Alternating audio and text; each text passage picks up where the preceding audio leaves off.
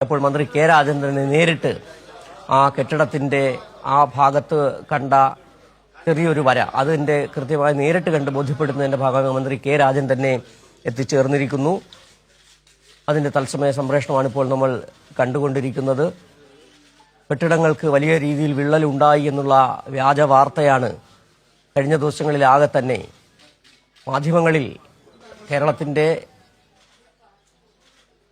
അതൊരു പെൻസിൽ മാർക്കാണ് എന്നുള്ളതാണ് ഏറ്റവും പുതിയ വിവരം. ഇതിനെയാണ് വിള്ളലായി കണ്ടത്.